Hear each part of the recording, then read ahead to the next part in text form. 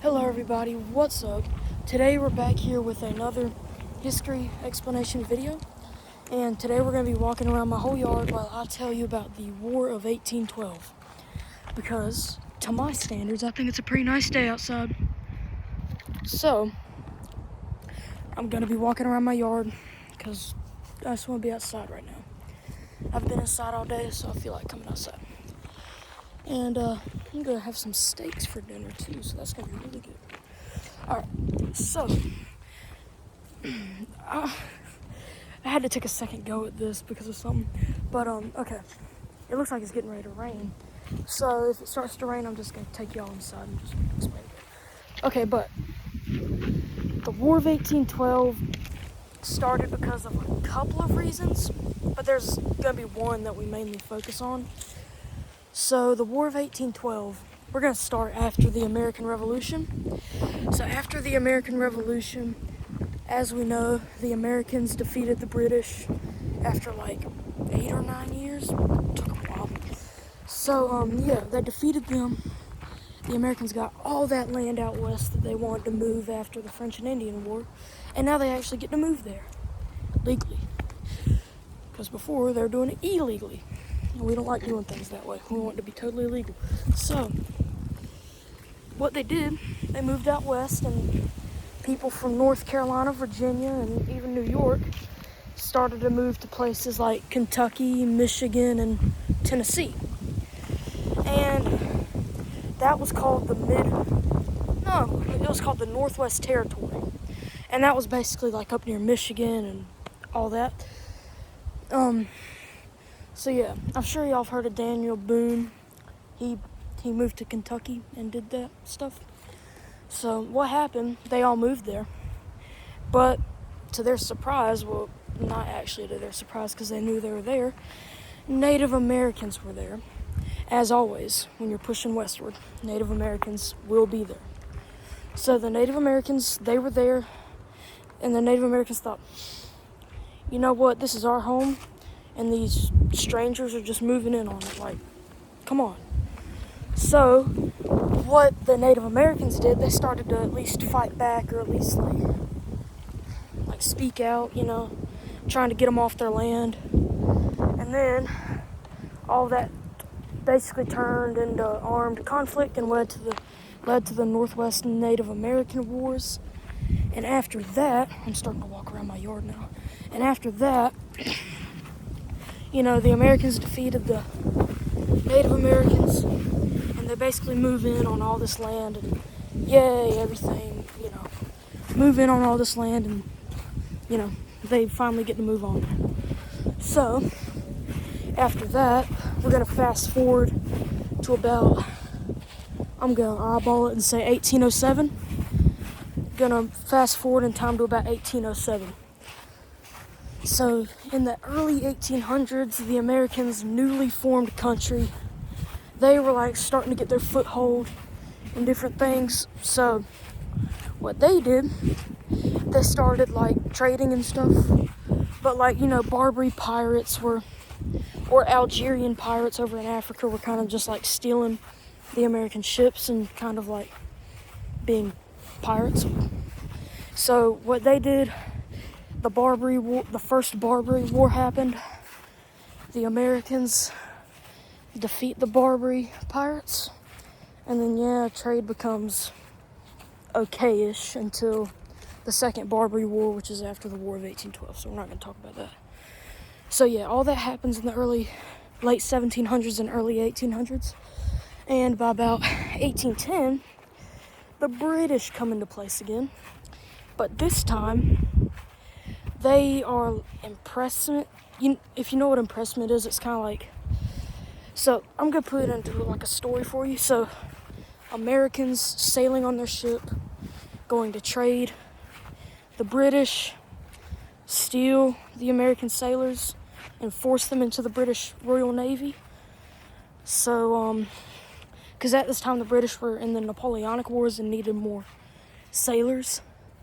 So, they kind of just took American sailors off their ships and just forced them to be in the Royal Navy, which kind of ticked off a lot of Americans, especially President James Madison, who, in 1812, declared war on the British again.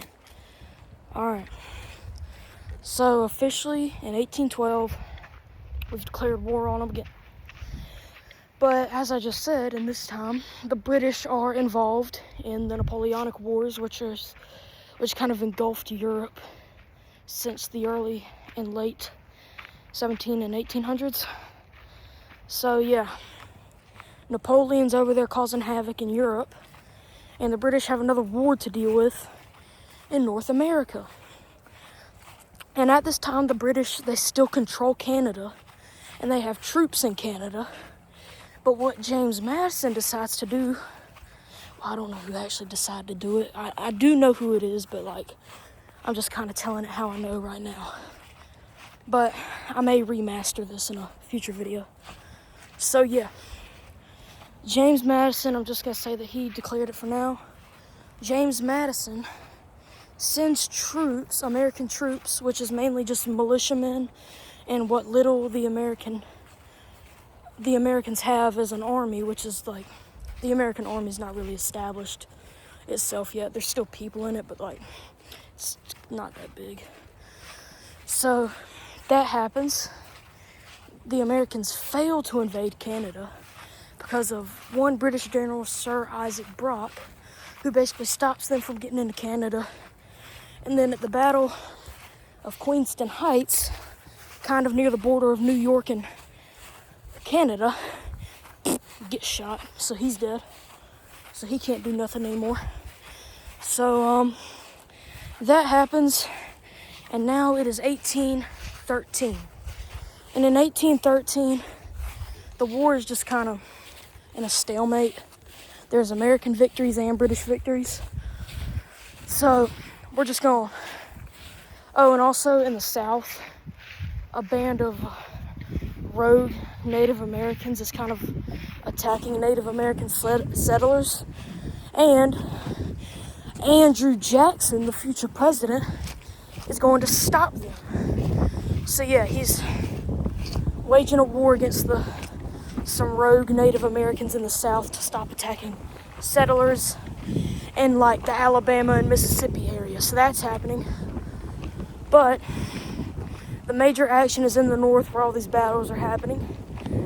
So we're moving on to 1814, and in Michigan at Fort Erie, the Americans had taken Fort Erie, and the British want to get it back. So what they do, the British are all cranky, so they dig in for a siege of Fort Erie in Michigan. So that happens, one of the biggest battles of the war. Yeah, all good, all done. I forgot who won it or lost it. I'm gonna have to do a remaster of this because I'm not doing a very good job right now. But so yeah, that happens, and now it is 1815. We're getting to the juicy part of the steak right now. So in 1815, the British actually defeat Napoleon at Waterloo, and now the British are putting their full attention on the war in America since they've defeated Napoleon. So what the British do, they send basically a lot of their troops over there, but they keep some in Europe to stop another uprising. So what they do, send a bunch of the troops over to North America, and what the British do, they go up into Virginia and start burning towns, and they end up burning Washington, D.C. Huge American L. So yeah, Capitol got burned. The First Lady saved a bunch of pictures and portraits of George Washington, I think, and a bunch of important documents. So W. James Madison's wife. So thank you, Dolly Madison, for doing that. That's her name, so thank you. All right. So after that happens, the British keep moving up until they get to around the area of Baltimore, Maryland. And if you live in America, you should know where Baltimore is. So I'm going to assume you know where Baltimore is.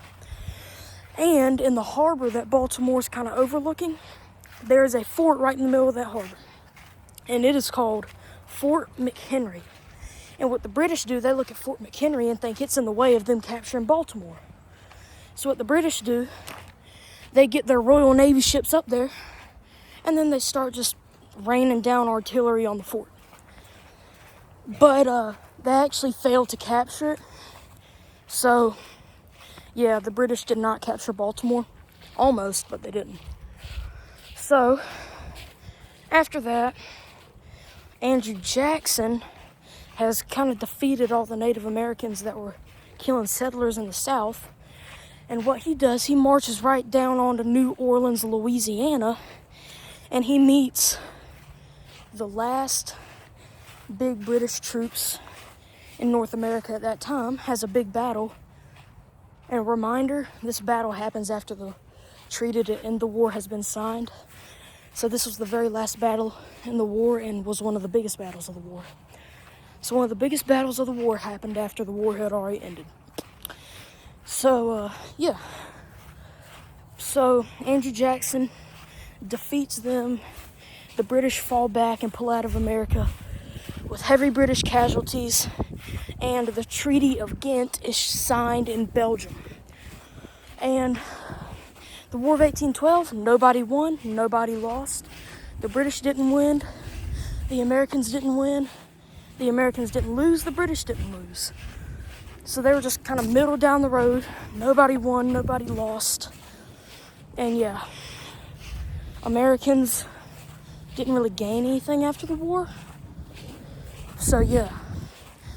And the War of 1812 is often called the Second War for Independence. So yeah. And also I'm probably gonna have another video coming out today on a museum tour like I've been doing.